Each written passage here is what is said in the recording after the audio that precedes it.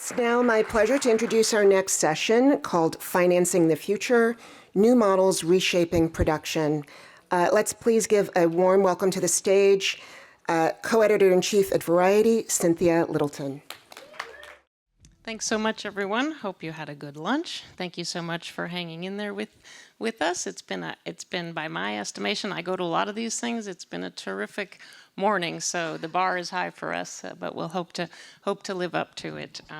I am going to bring out the panel with brief introductions, and we'll get right to it, because a lot of these folks, I'm sure, a lot of folks here know these folks. It's a really good cross-section of people that are knee-deep in the business of financing and packaging and making the whole money part of production work, which, as we all know, is a very big, important part of the equation here.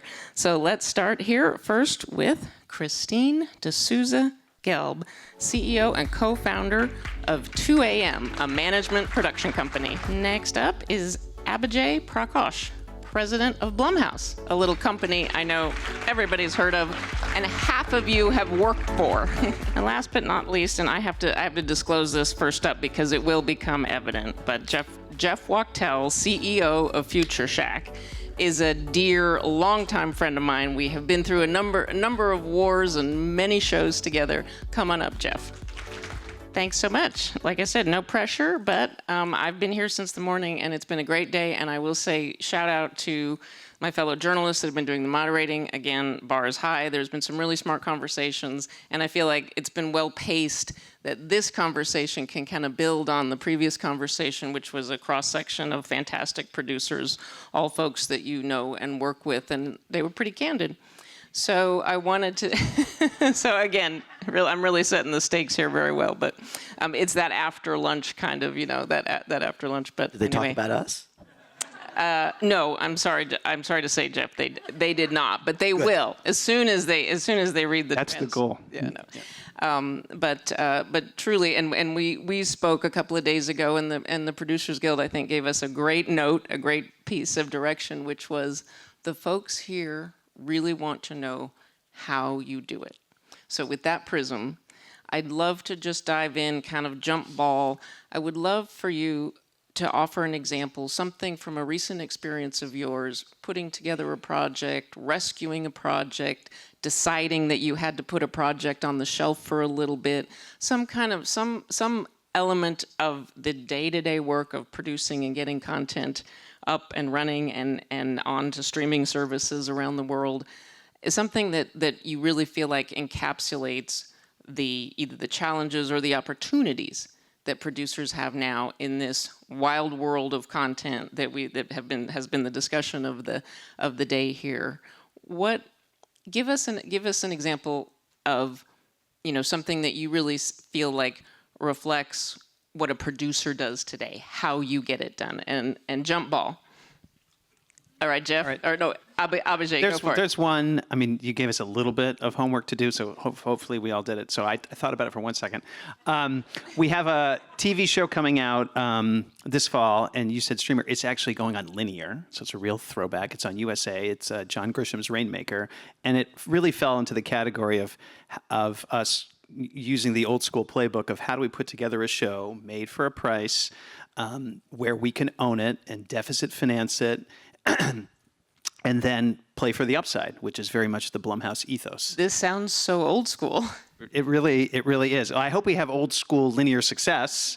And look, it'll be on USA and it'll be on Peacock a week later. So the distribution model does, of course, take advantage of streaming. But what's really exciting for us is we're able to have the show made and then own second windows in the US and international that we're doing with our partners at Lionsgate. And we're very excited about the show because it's turned out great, but also the business model of being able to make things for a price with great production value where we have ownership and upside. Would you say that those second windows are the make or break between being able to do it, to make it financially viable for Blumhouse? I mean, we haven't sold them yet, but the existence of them, right. Totally, yeah. When you're penciling out the model, you're like, I'm going to need this much from the second window and this much from international. I think the international, if you're just talking about how we wash our face with the deficit, that'll do it. And then the second window will really be where we get upside. But the big success comes if you get a renewal, right? It always comes with the show has to work in order for everybody to get rewarded. Season 3 is really the There you go. goalpost. There you go. Gotcha. Christine? I think for myself, I mean, my company 2AM, we launched early 2021, and I think I was a former agent at WME, and I think my goal for the company was being able to have as much flexibility in how we're putting together movies and TV shows and documentaries, and I think took a harder path, right? Not having the money internally to be able to finance the things that we want, but I think it gave us more flexibility to work with different artists at different levels and really get in there early with them in the development stage. But when I was a former agent, I really focused on independent financing, and that came from, international financing, high net worth individuals in the U.S., and helping structure everything from international sales to where are we shooting, and obviously leaning into the incentive programs wherever we're shooting. And an example, I guess, we just came back from Cannes about a week ago. We had a project called Rapture that we kind of launched in the market for the first time with Hanway Selling International. And it was a really interesting one because I think we're constantly challenged with our whole business model is really getting behind auteurs. And I think every time we go to the market with it, right, there's always these question marks. Well, it's a first-time filmmaker. They've only made short films. But I think the way we've been structuring the things that we've been doing and actually creating our own brand for getting behind and being consistent about working with auteurs, we've been able to get people to really trust that the slate that we're putting together is going to be something that's going to have a different offering, that hopefully will have a theatrical potential down the road, maybe streaming. But I think a lot of these artists, I mean, I think the way we kind of define them, right, auteurs are the people that we really feel like no one else can tell the story but that person. And so it's continued to evolve, I think, in the last 10, 15 years. But for us, I think we went to the market with 2 projects. One was the Michael Cera film that he's directing, debut film that he's putting together. And we're putting them completely together independently from the beginning. And I think everything shifts, and however much money we're selling internationally, we're coming home and then figuring out, okay, maybe we're not shooting in Ohio, or we're going to shoot in Canada. Maybe not Canada. Are we going to go shoot in Bulgaria? It's always a constant shift. But I think that's the fun part of our job too, because I think we're just figuring out, we're going to find a way to the end to get this person on set and get behind their creative vision, and we're going to be the people that are going to help kind of support it as much as possible. In a short time, a good track record with films like Past Lives and excuse me, and BABYGIRL. Yes. More recently, it's a lot of activity in a short time. Let me ask you, you launched 2AM in 2021. Mm-hmm. Not exactly a chill time for the entertainment industry.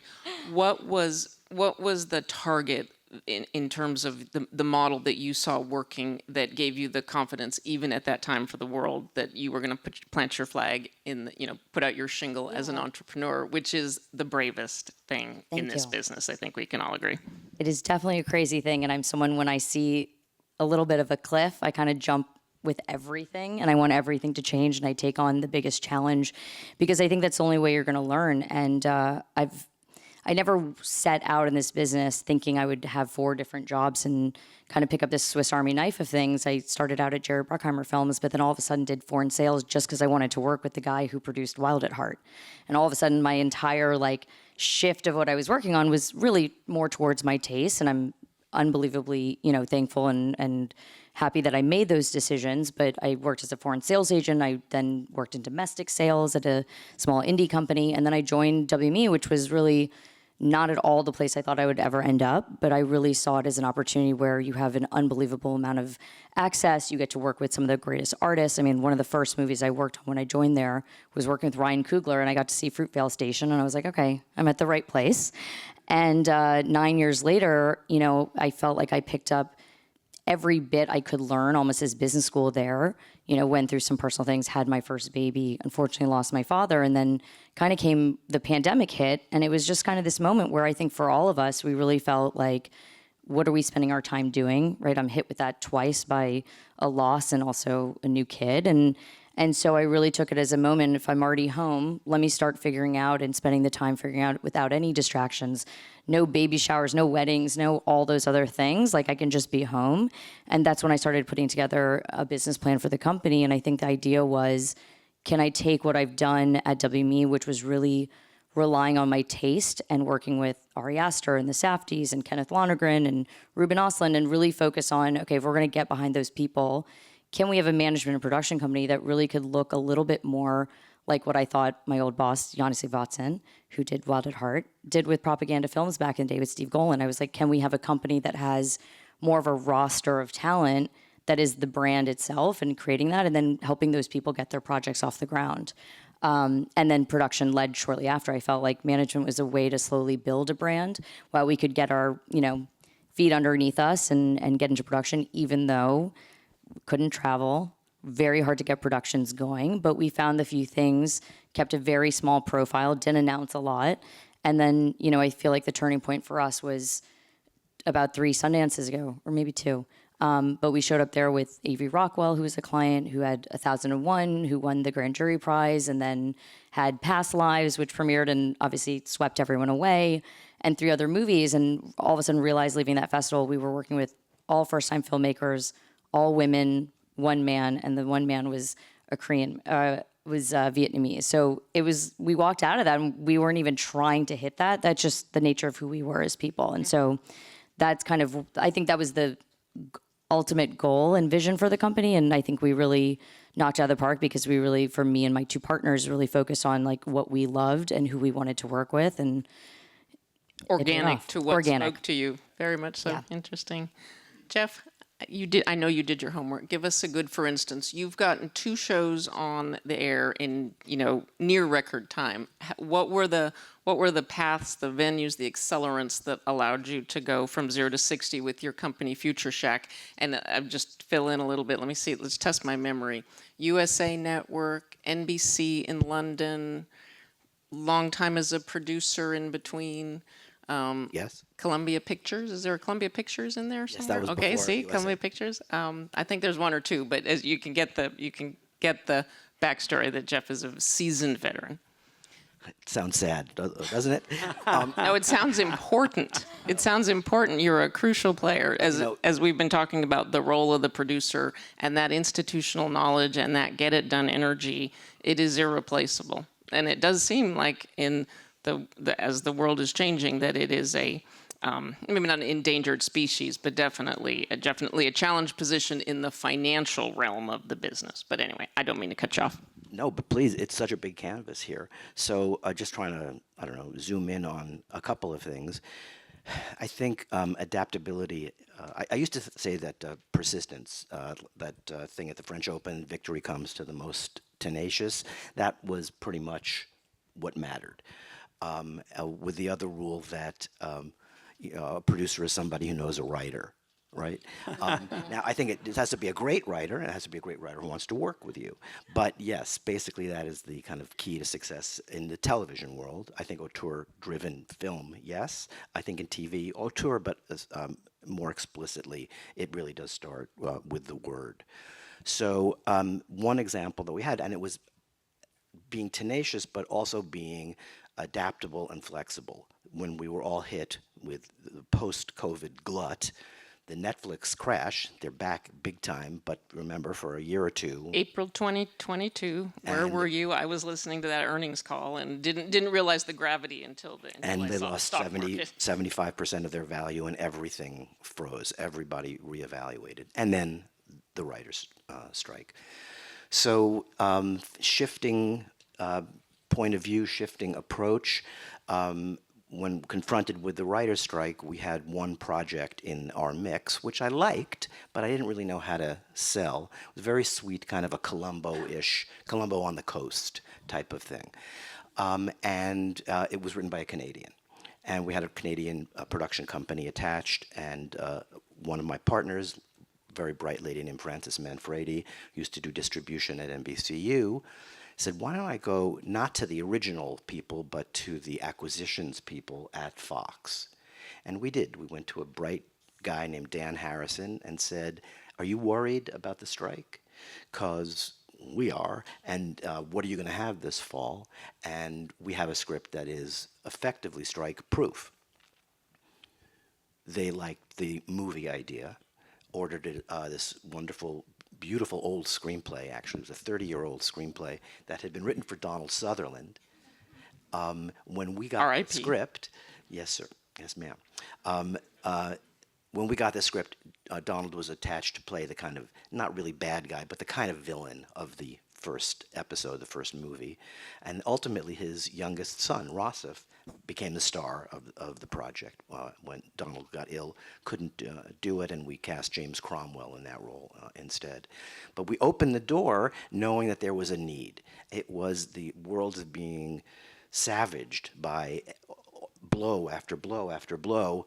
Maybe we can squeak in a door. And what happened was they said, let's do a movie. And then they liked it. And they said, let's do 3 movies. And they got over to the series team, who said, can you turn this series of books into a regular series? And being the flexible producer, we said, of course.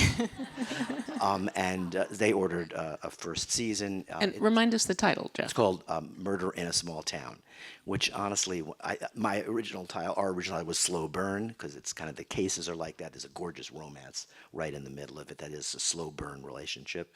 And the network said, no, Murder in a Small Town. We're the network that does the cleaning lady. Get it? Our big show is Doc. You know what that's about? So we're going to call this Murder in a Small Town. And it turned, they were right. They were right. I pushed back, but it turns out they were right. The SEO is definitely better. So that was but one.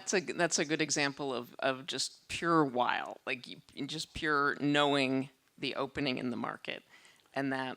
And trying to navigate through.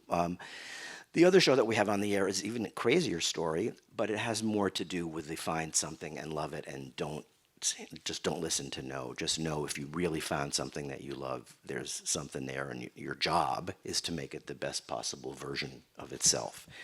So when I was at USA Network, and we had a kind of a bit of a brand that's now called Blue Sky Programming, we didn't really think of it that way, but we were just making shows, but then a brand eventuated. One of the shows that we developed and did not get to make was called Good Cop, Bad Cop. A wonderful writer, comedy feature writer who had a lot of TV experience on shows like Will and Grace. And it was just a sweet, wonderful notion of a brother and sister who were cops in a small town in the Pacific Northwest. And yes, there's a dead body, but why did you say that to Dad? And it was just fun. And we always loved it. And we, in that case, and this is the tenacity part of producing, we, about 3 years ago, got a new venue, Roku, to give us some money to redevelop the script. They stepped in, but they didn't have enough to make the show. Then we went to the CW to complete the US part of the financing, but it was nowhere near enough money. We tried to make it work in Canada, but couldn't. So we went to Australia, met a wonderful production company, Jungle, sold it to an Australian network, and then went to ITV, which is a studio, a network, and they also distribute, who gave us an international guarantee against international sales, which we needed because we're a little place and we were starting up as a studio. We wanted to own this property, and we did end up owning it, but the jigsaw puzzle that we had to put together took 18 months to put together. We did get 8 episodes of the CW. We cast an incredible young lady named Leighton Meester as the lead, and now we're involved in a whole other round of trying to keep the show alive because it did pretty well in the ratings and reviews, but it's never easy, guys. Well, as your globe-trotting story says, let me ask you, I think I know the answer, but let me ask you, nobody paid for your flight to Australia, right? You had to put that on your credit card. Similarly, not a genius decision of starting a company in 2022 and thinking like, wait, really? That was our timing? All right. So yes, we had a little bit of money and we put it towards the ventures we believed in. So yes, we were floating that cost. And Abhijay, I mean, you work for one of the most sort of renowned entrepreneur innovators, Jason, of the last 20, 25 years. I know, excuse me, your company is known for doing things, finding a different way to really kind of reinvent the horror genre and stuff. Would you say that, because at Blumhouse you sort of have this activity at scale? Would you say that in the company, is ambition hemmed in right now by the marketplace? Are you feeling a deep contraction? Or, and acknowledging that Blumhouse is a premium brand, are you feeling like, it's not 2019 anymore, but you still have a very robust global market. Where in the world of, oh my God, everything is contracting, to, oh my God, there's more global players than ever, sort of where are you feeling that right now here in June 2025? I think today is June 1st, Yeah. right? Okay. May 31st. No, May 31st. Almost okay. there. Almost. We're optimistic still. We're not jumping out the window, skies falling at Blumhouse by any means. I think, but it starts for us with less the market and more with consumers' engagement with scary stories. Like what Disney is to family, we aspire to be to scary. And if that's there and stable and strong, which by all indications it is, you can look at even things that aren't ours, like Sinners, or on TV, things like Yellow Jackets, and you can see that the engagement with the genre is strong, then that gives us confidence to go out there because we know we have confidence in our partners and filmmakers and creators, showrunners that we're going to be able to, serve and meet that audience. It's not easy. Obviously, you've got to put together the full jigsaw puzzle of creative that you love, something producible. We don't fully finance our shows. So like everybody in this room, we're always thinking, okay, now we love this thing. How do we get it made? Right. And usually for us, our philosophy is we're great at sourcing, developing, making, partnering with creatives.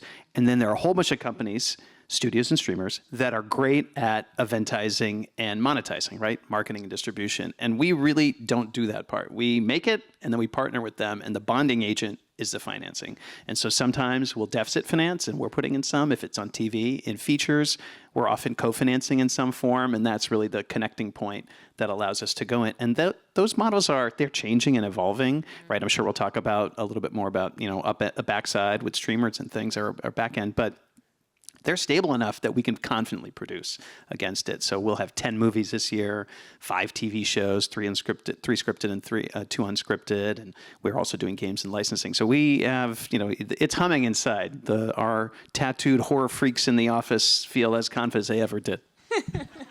Where are you guys? I know in the past, Blumhouse has had kind of exclusive or certainly first look relationships. You've had relationships on this lot and other places. Yeah. Where are you coming down right now in this market? Is it better for you at your scale to be a free agent right now? We still have our longstanding first look feature film relationship with Universal.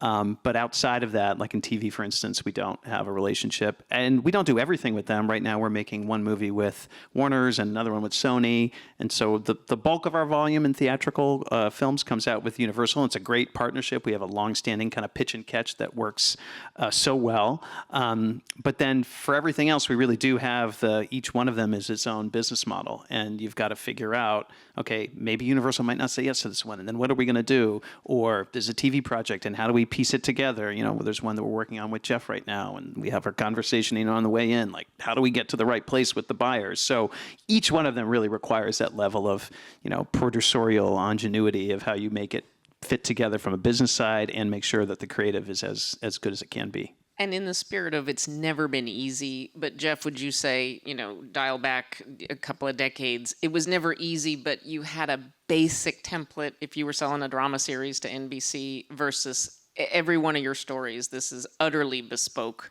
deal making. Would you say, is that true, or is that overstated? No, I think it's the latter, and without wanting to harsh everybody's mellow, I think it is actually the worst time in our business that I can remember. It's just never been as hard. Straight talk from Jeff Wachtel. Stuff is happening.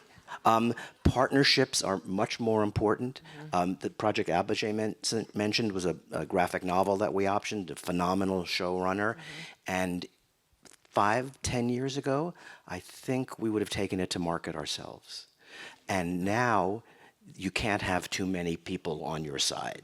And we thought we knew that Jason and Abhijay were fans of the graphic novel, and said, guys, I'd rather give away half of the action and get something done than own it all, and we're just sitting there hoping. Gotcha. So I think one of the ways to deal with this insane challenge where so fewer and fewer projects are being developed. The biggest issue doesn't really seem to be getting it made, because there's stuff all over the place, but getting stuff sold has really never been harder. Through a narrower eye of the needle. And I think part of it is what we'll talk about maybe, which is the streamers and how the model is effectively broken and trying to be reinvented right now. Exactly. Christine, you were going to say? Yeah, I mean, I think it's similarly, I think, in indie film, right? And I think what's kind of, I think, shifted a little bit, right, in the last few years is people wanting to have more ownership over their own material and what they're working on. And I think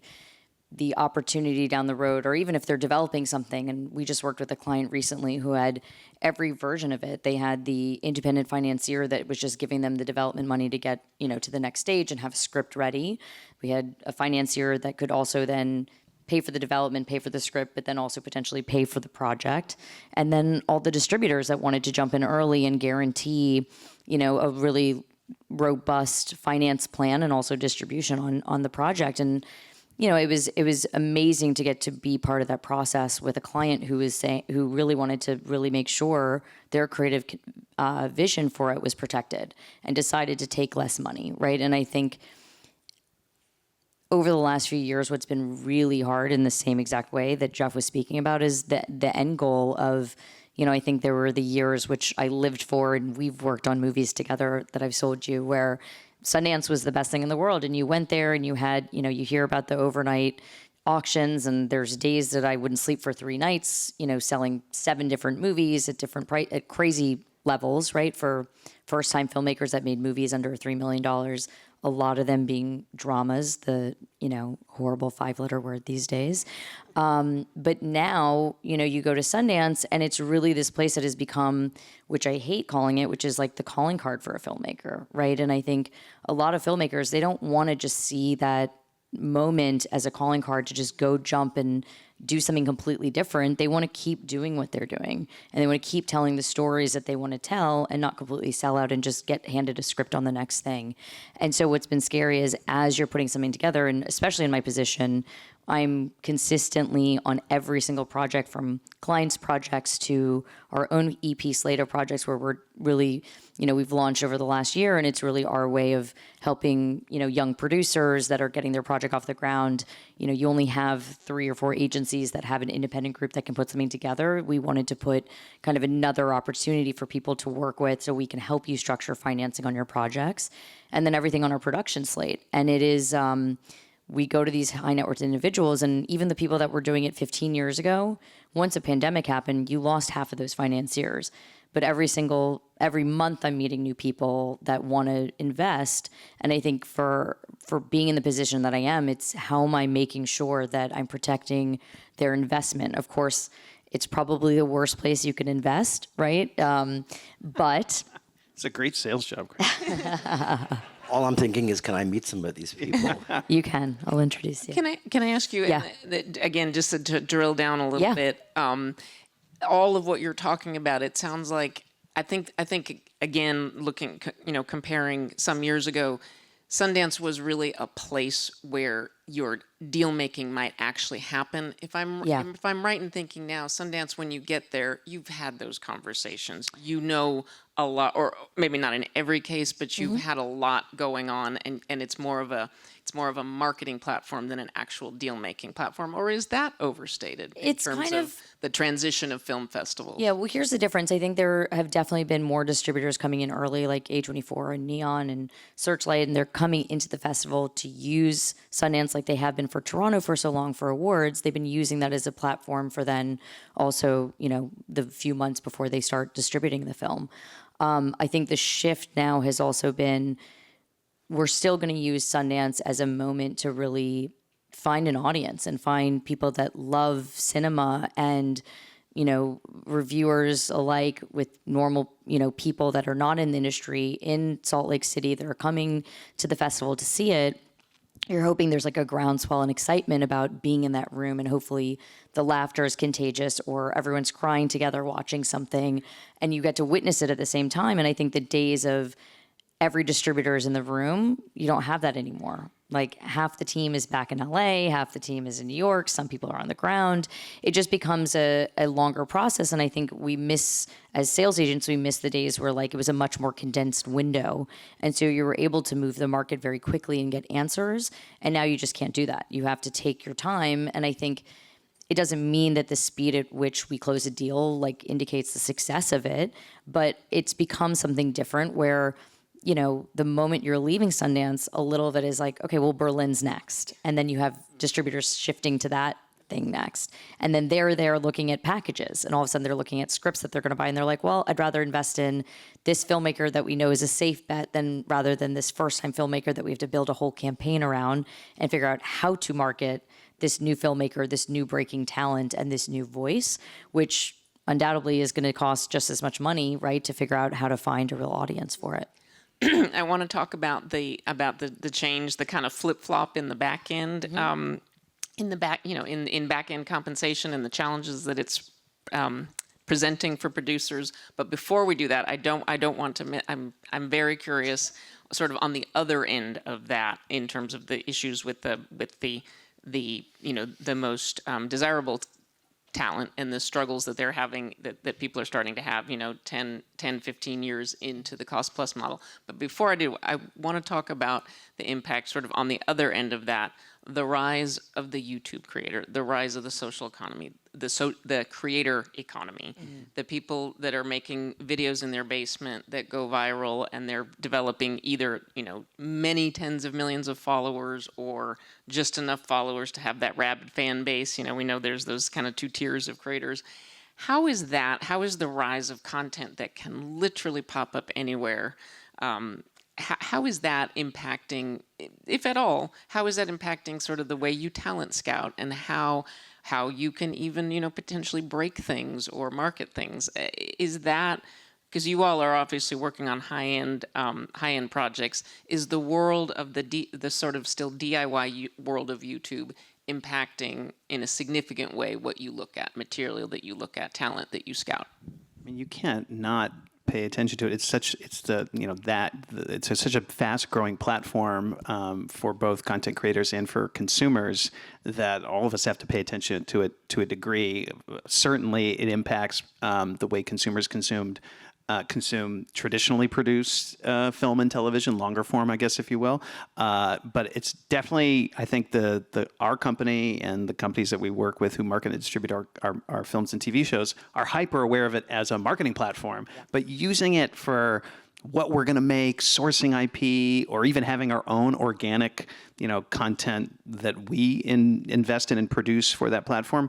We haven't figured that out yet, at least at Blumhouse. I'd love to find like the Mr. Beast of horror and be a part of that. So if anybody's out there who's got a phone and a YouTube account that does that, call us. But we haven't cracked that part yet, but it is absolutely something that's very top of mind with any growing platform, whether it's Roblox or YouTube or any of those. And I think it's not an exaggeration to say that Blumhouse really re-energized the market for indie horror. And now we're seeing auteurs, I may not pronounce it right, but the Filippo brothers that are making waves right now. Auteurs that are, we're reading the interviews, and these are YouTube babies. They have come up in YouTube, and it made me want to ask you, like, that impact, I think, is going to be felt, obviously for years to come. Well, I think with those guys specifically, right, their movie's out this weekend, and they had a huge success with their first film and out of Australia. But I think when distributors were seeing that movie at Sundance and deciding to go after it, right, they knew there was that built-in audience and how to, like, those guys see the numbers on YouTube. Yeah, and you see those guys everywhere. Like, I think a lot of people, like, you don't always know what the filmmakers look like. These two guys are everywhere. And I think they become part of the marketing. I think marketing has never been more important. I think, for someone like I have a 5 and 3-year-old, and it's so fascinating for me to see the ways in which my kids respond to watching things and what they want to watch. I mean, my son literally thinks Netflix is like the only thing that has any good content for kids, and it's the first thing he wants to go to. And it's kudos to Netflix with kids. But I think we do have to adapt, and I think we do have to figure out, and I think a lot of these, theatrically driven companies are really focusing on, instead of the big billboards, you're not seeing them, but you're seeing if you go on Instagram, like you're flooded with that content, because I think the short form content, you have to figure out how to get to these younger audiences that are watching the YouTubers and figure out how you're going to get their attention and get them to put their phone down and go to theaters. And I think the way that people have been able to do that is, how do you eventize a movie, and how do you get a group of friends to go together? And more than anything, like if you don't see it this weekend, you're out of the conversation, right? You're not up to speed of what's happening. And because it flows so quickly online, you're already behind if you haven't seen it the first weekend. You know, the question you're asking, Cynthia, is so big. It is the, 300-foot wave. The macro is, if you asked Ted Sarandos, what's my biggest competition now, he would not say Disney. He would say YouTube. He would say YouTube and TikTok, probably Right. in Yes. that order. Yeah. So the user generated is what the legacy, and now Netflix's legacy, are most concerned about, right? The micro is kind of what we've always done in our world, which is, how do we incubate? How do we source? So here's a new thing, let's pluck somebody great. Because really, if you ask most YouTubers what they most would like, it would be to have a TV show or a movie. And if you've seen Overcompensating, Benito, who was obviously a wonderful, fun, sweet, charming talent on Instagram, actually is a wonderful, sweet, charming talent on a television series. So that's been the traditional. The place, and Abhijay's mentioning as well, that we just don't know yet, is how does it kind of go hand in glove? The marketing is, much smarter people marketing than me are obviously spending most of their time trying to crack that code. But there's also some kind of hand in glove creative where it's not just, oh, you were really great in this TikTok, I want to put you in my pilot. Okay, but how do we work hand in hand? And sadly, I think Quibi, which was ill-starred almost from the get-go, was not 100% a bad idea. There was, I think maybe they were a little grand in the types of shows that they wanted to do, and then COVID hit, so watching videos on the go was no longer a big thing. But there was something about that short form, but married to a bigger theme, longer narrative, maybe high-end people creating it, so that there's a mix of that fresh talent with people with some expertise. It will be interesting to see if that kind of starts to bubble up again. And does it give you pause at the idea of having to monetize a 6-episode series? I mean, sorry, a 6-minute series versus a more traditional length. Does that give you pause in terms of how do you make that work as a business, or do you want to just okay, we're going to tackle that and figure out how to make You can't put your head in the sand. You got to try to figure it out. And there are some examples, right? They haven't grown up in the native traditional ways, Dude Perfect and Miss Rachel and Coco Melon, but they exist, right? And those are now very much well-known global brands, and they did it in a different way. And even if you we've tried to talk about how we could use our model. That model is totally different for how they produce. 2 words: Mormon moms. Right. Who would have thought? The hottest thing in. But yeah, you've got to try to figure it out. And I think we know enough that we can't just take our TV show and chop it up into 10 smaller segments and put it up on YouTube. We have to figure out how to work with native producers on that platform and marry it to what we do. And I think also important to note, Jeff, you were speaking about it earlier, about how sometimes you just have to have the conviction and keep going. And I remember speaking to someone at Netflix who, was talking about, some of their staff meetings where it's okay, we will not be greenlighting anything. Do not bring a Girl Dead in the Lake show. We're not doing it. And then, of course, there's Mare of Easttown, and then it immediately became, we got to find a dead girl in the lake show. That's the next thing. We got to nail that. Let's go find the next one. And so that's been my experience every single Sundance. I think one of the greatest joys I have, not to be so negative and schadenfreude, but I go to every Sundance after spending an entire year, 2 years, 3 years, going to every single independent financier I know possible, maybe 2 or 3 times, to convince them to get behind this project. It goes to Sundance, it becomes this huge hit, and then all I hear at the rest of that Sundance is, we work with James Sweeney, who had Twinless, impossible movie to get finance, impossible. And it shows up at Sundance, it's the opening night film, it wins the Audience Award. This is the coming of a huge voice in this business. He made a first movie that no one saw, so everyone was almost treating him like a first-time filmmaker. And the rest of the festival I heard, what do you have that's like Twinless? And so, of course, it's like every single time, it's like it whatever then works, and that person has found a way to find the relatable piece that people then connect to. I mean, Past Lives was also a tough one. We were working with Celine Song, who Talk about the arrival of a talent. yeah, I mean, she was a playwright, and I think it many people would not have easily seen that, right? Especially because it was 2 different languages, and it was unrecognizable talent and a first timer who'd never even made a short or anything before, right? It was really getting behind Celine, and really it was based on her life, right? So again, it was kind of circling back to like, this is a person who can only tell this story this way. And I think what she was able to do, obviously she's immensely talented, and we saw that. But for what that movie did, I mean, I think we knew she was going to make a very special movie, but to carry through what I think is one of the hardest years that we've had in the Oscar race of such incredible films that year, for her to even make it in the top 10. Break into that, yeah. It's a huge deal. And I think, it was so much about her sticking to her guns and having that conviction. And for us as producers, for 2 a.m. and Killer Films, like everything was fighting a battle to make sure that she was protected in every single creative choice. And thankfully with A24, they're a great home for that, of making sure they're getting behind their artist. They've certainly proven that. Okay, so we have about 15 minutes left to solve the existential crisis for producers of our time, and genuinely not meaning to make light of it, but it is right now with the financing models, and I think this is, if nothing, folks have been left with the lengths that you will go to get the project done. That it's sometimes it takes 10 calls, sometimes it takes all kinds of but the biggest challenge is that producers really used to play for the home run. Mm-hmm. You'd have you'd inevitably have some first you'd inevitably have some flops. You'd inevitably have some first or second base hits. But it was in luck and success, you would have that hit that would make up for all the leaner years. And that's also the studio model, and that's the value of the library, right? Is it once it gets in there.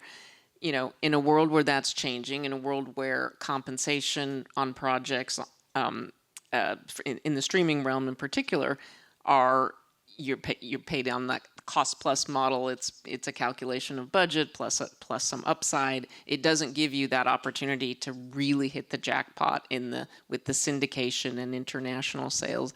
And for the producer, as we all know, producers don't have a union. You are you're paying for the ticket to Australia, you're paying for the ticket to Sundance, and maybe you can write it off down the road, but you've got to lay that up out front. So where do you see that changing? Let me ask you this. Do you see that this sort of mismatch between the lack of even opportunity for a windfall, is that inhibiting sort of the work of producers? Is it making it harder to be a producer as a full-time job, is what I'm trying to say? I think the hardest part, which I think everyone can agree with, right, is who is a producer now, yeah. Right?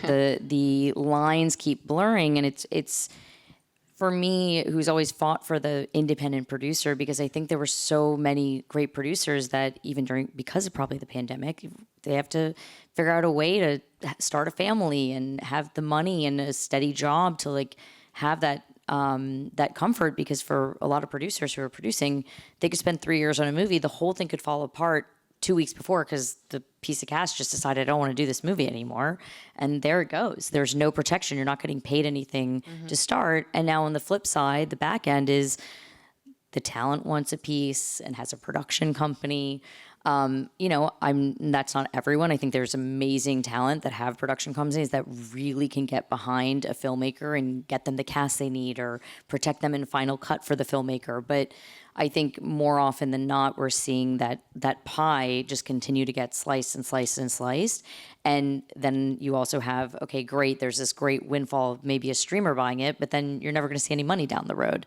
And I'm seeing for 20 years or 10 years, right? Or ever. I think a lot of deals now have become in perpetuity. And I'm seeing from 15 or 18 years ago when I first started in this business, movies that I sold back then that I'm now getting a second window on and being able to sell again. Like, there's a huge opportunity for filmmakers and producers to see another round of it.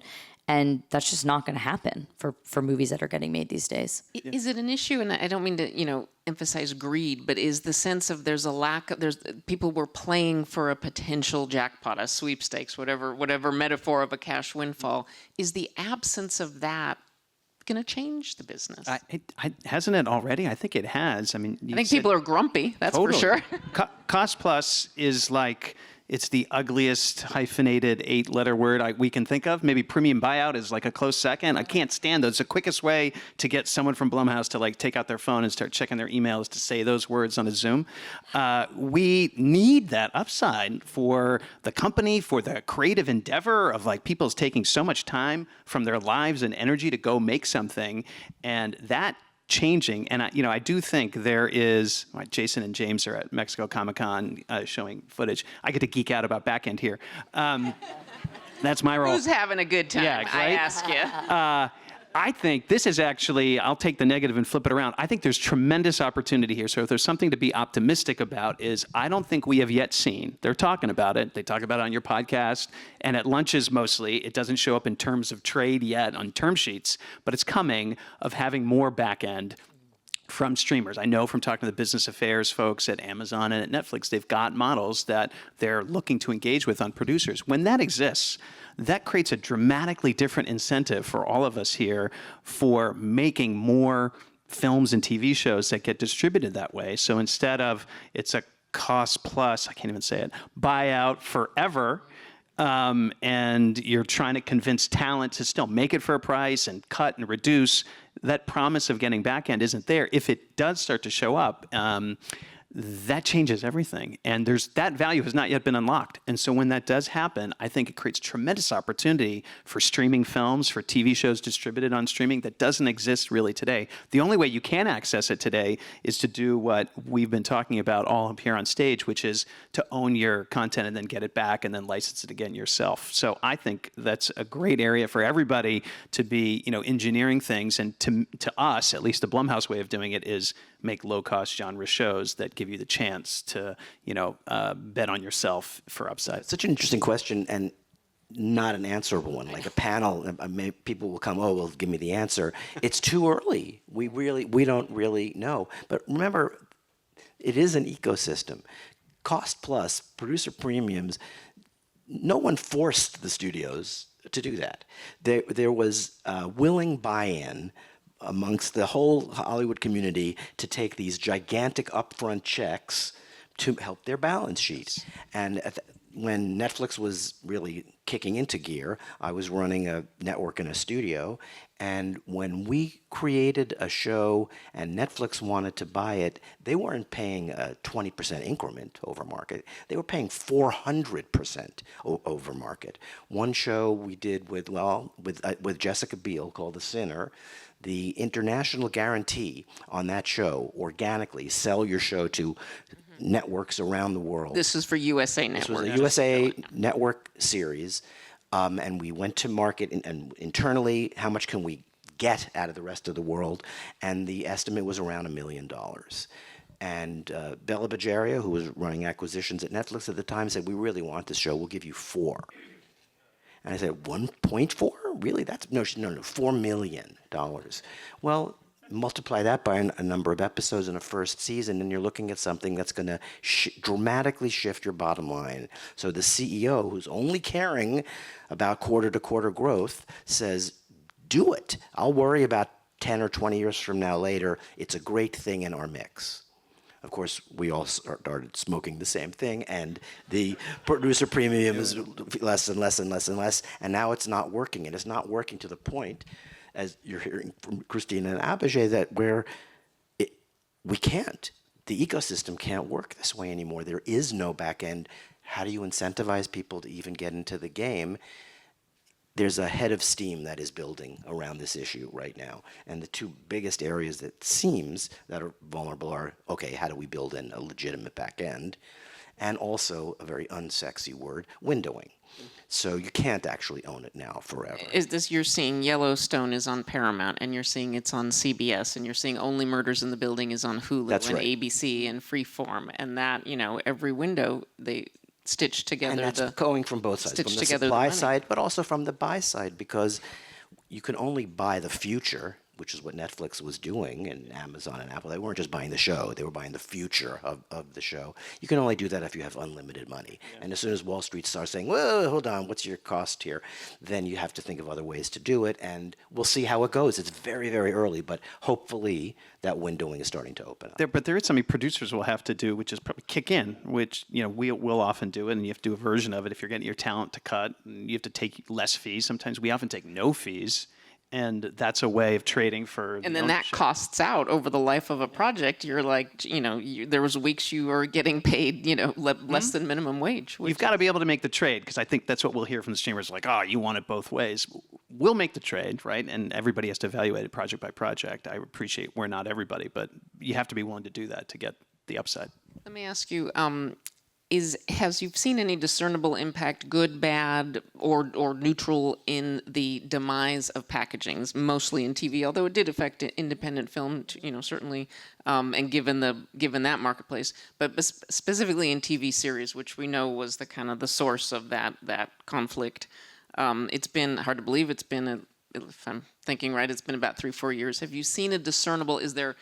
I mean, I think I know the answer, but is there a little bit more money in the system since some of it isn't going out the door in the way that it did for a long time? It's, I think, less about And this more is for money. talent agencies taking packages. The Writers Guild, against all odds, won its Sisyphean, I can't even say that, fight to end that practice, and they did it in 2020 or so, something like that. So yeah, it's been about 5 years, and what a 5 years it's been.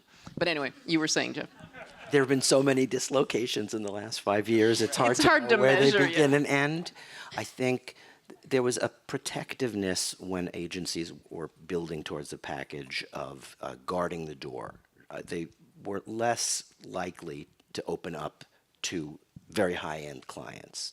Now that they're simply commissioning their clients, they're a little bit more active and a little more, I don't know, of a companion, of a counterpart, in building the process, because they're not only mostly focused on building the package. Christine, I have to ask you, given your proximity, do you, especially now that you're in a different seat in the process, do you see any benefits or any pros or cons for the end of this system? Well, I think You're free now. You can speak the truth. I know. Well, it's funny. It's like I get to see the other side of it, right? I was still kind of like in our independent group within the agency, right? But I saw how TV agents kind of existed within it, right? Which was very much like, well, we're getting the packaging fee, but it's less of it's coming out of your pocket, so you're benefiting, right? That was kind of always the like, we're actually helping you by doing this.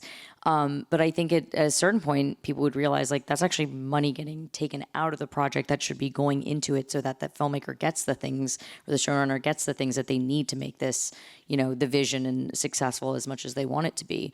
I mean, I think it's what's really hard is I think it's just the nature of taking. I mean, anyone even writing a pilot, people are like, forget it, it's the worst time ever. And that's really daunting, right? I think it's so hard to figure out, like, we take some pitch meetings sometimes with networks, and you can already tell, like, they're hearing it because they feel like they need to, because maybe you have a big piece of talent in the room, but they know going into it, they're not acquiring it, right? They know exactly what they're looking for. And whereas independent film, right, there's so many different reasons why they could get behind something. With TV, it's just that one thing. And so I think what's been really hard, I mean, a lot of the filmmakers we work with, they want to make, the one season, special show that's really, some of my favorite shows I've watched, are, just one season. And it's been tough to hear, like, don't come with those, don't come, Right. It has to be an ongoing series. Do not make an anthology. Renewable resources are definitely Correct. more in demand. Yeah. And I understand, if they're going to put all that money into it, they want to make sure that they keep building upon it. But I also think we're just losing out, on incredible opportunities of shows that could be happening. But I think for the packaging element of it, I mean, it was an incredibly important shift, I think, for creators to really take control. And that, I think a lot of people really were supportive of that happening. Definitely. Well, we've got under 3 minutes, but I want to take a cue from the previous panel, and definitely, because you all wouldn't get out of bed in the morning to do what you do if you weren't optimistic. let's go down the road. Tell us something you're excited about, something that gives you that keeps you getting up in the morning. And I'm going to put Jeff on the hot seat, starting with you. Well, I love doing this. It's the We can tell. Yeah, you can make money, but you can also influence people and see your dreams through. I don't know. I started off as a theater director, and doing this is very similar feeling of like dreams realized. And going back to the tenacity thing, just an example. 25 years ago, I heard a cop came in, a homicide detective came into our office and pitched me a show about an art heist. We've all seen a million art heist movies. I have never heard this particular take on this very famous heist at the Van Gogh Museum, now 30 years ago. And I've tried and tried and tried and tried. 3 years ago, we put together a little piece, like a sales piece on it. And I, through another relationship, another project, got it into the hands of a writer who I have admired forever, named Stephen Moffat, who's Doctor Who, created Sherlock. And he said, I'm going to write this. And I went, tell me again? No. I don't even want to take it out. I'm going to write this, and I just love it. And things like that happen. And he's writing it now, knock wood, who the heck knows what will happen with the project. But the fact that you wake up one morning and this 30-year baby was nowhere, and you go to bed that night, and somebody who you've been dreaming of working with says, I want to take it under, and run with, that's the fun part. I'm a sucker for a good heist movie. Thank you. Abhijay? I think the tools for storytellers now and the kind of canvas and the landscape in which it could be distributed is so thrilling. It's so exciting. It's so open. The formats of storytelling, whether it goes to YouTube or interactive, like we were talking about glancingly, to film and TV, that's wide open and changing every day. There's new hardware and goggles coming out from the big technology companies that are going to change it even further. And then the tools to make films and TV shows are also expanding and democratized in a global way. That's so thrilling. And then I think for producers, I felt like this amazing camaraderie now, like just even Jeff and I collaborating between our companies of let's figure it out together. Let's bring on more partners to make this happen. And I just think there's incredible energy, global energy. You can really feel it everywhere when we're looking at talent and projects that's never been there before. And so that part is always exciting. Obviously, our lens is scary, but I think that exists for everybody across all genres. Awesome. Thank you, Abhijay. And then for me, I think the thing I've been most excited about is kind of, I think where artists, always had a specific role of what they were going to do within the industry, everyone has become kind of a multi-hyphenate. And I think because of that, pushing the lens, right, and people being able to be the director, the writer, the talent, be a brand ambassador, be in commercials, like plays, like everything. And we work with a lot of those artists. We represent Jeremy O'Harris, who checks like 12 boxes. And back in the day, it would just be like the 2 boxes. And I think what that has invited in is now we're seeing the entertainment industry kind of open up to different areas, right? We're seeing so many more brands. I mean, what Loewe and Chanel and all those people have been doing in terms of like getting behind artists and the dinners they throw in curation, it's all going towards, like, Yves Saint Laurent has been financing international films and TV shows. Like, we're seeing more of that happening. And I think even at a smaller scale, it's been really exciting to open it up to how people are getting involved in investing. It isn't just the high net worth individual whose son or daughter is taking over the business and wants to go to Cannes and get behind a project, which is great. We love those people. Keep coming into this business. But I love seeing bigger brands stepping into this because they don't need to slap their name on it on every single thing, but hopefully they're finding their way in, that if it's a good thing for that project and if that project does well, hopefully it helps them do more of it. And I think in my position, it's always making sure every single project, and it's very important for producers to know, like, the person that you should be taking care of as much as you are the filmmaker is the financier, and not just for a good process on your project, is to make sure they keep financing, hopefully your projects, that if you do very well, they'll want to keep financing the things you're doing, but that they stay in this ecosystem. And you don't want to run them out after one project because they could be financing the next 3-4 things that you're hopefully putting together. I know. The testament of a good panel is we could go another hour. Thank you all so much for your time. Thank you. Thank you for engaging with us.